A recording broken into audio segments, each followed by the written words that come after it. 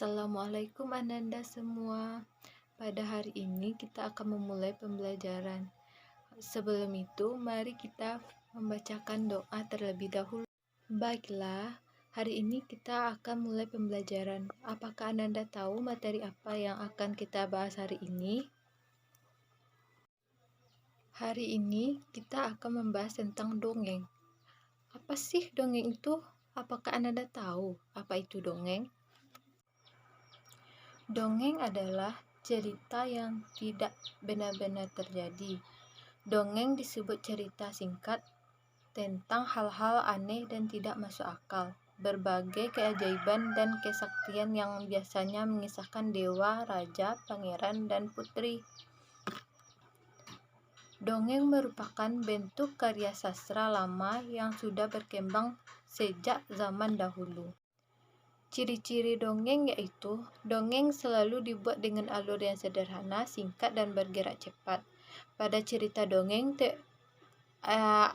Ananda akan menemukan karakter tokoh yang tidak dijelaskan secara rinci.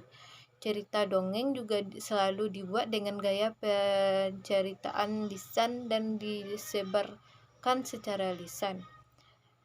Terdapat pesan moral yang dituliskan atau disampaikan secara langsung.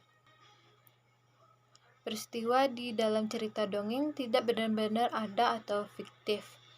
Pengarang dongeng tidak diketahui atau bersifat anonim. Selanjutnya kita akan membahas tentang jenis-jenis dongeng. Cerita sederhana ini ternyata memiliki beberapa jenis berbeda. Berikut beberapa jenis dongeng. Yang pertama, fabel. Fabel adalah cerita dongeng tentang binatang-binatang. Pada dongeng ini, biasanya tokoh yang diceritakan adalah binatang-binatang. Contohnya adalah cerita si kancil. Jenis dongeng yang kedua adalah jenaka. Cerita jenaka adalah cerita lucu yang bisa membuat banyak orang tertawa.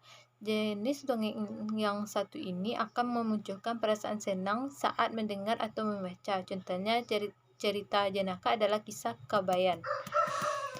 Yang ketiga adalah legenda. Legenda merupakan cerita yang berhubungan dengan kejadian suatu tempat atau cerita asal-usul munculnya suatu tempat. Jenis dongeng satu ini banyak terdapat di wilayah Indonesia karena banyaknya tempat bersejarah. Contohnya cerita legenda adalah kejadian Danau Toba, asal-usul Banyuwangi, dan lain sebagainya. Dan selanjutnya jenis dongeng adalah mitos. Mitos merupakan dongeng yang berhubungan dengan kepercayaan masyarakat tersebut. Cerita ini biasanya tidak masuk akal karena berhubungan dengan hal-hal gaib. Contoh mitos yang cukup terkenal adalah cerita Roro Jonggrang. Selanjutnya, sage. Cerita sage merupakan gabungan antara cerita fabel dan legenda. Pada cerita ini akan ada unsur sejarah yang tercampur dengan fantasi rakyat.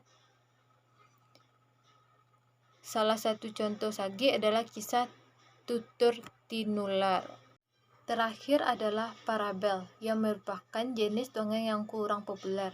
Dongeng ini menyampaikan unsur-unsur pendidikan dan keagamaan.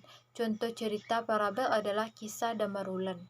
Nah, itu tadi beragam informasi tentang cerita dongeng dari pengertian, ciri-ciri, hingga jenis-jenisnya.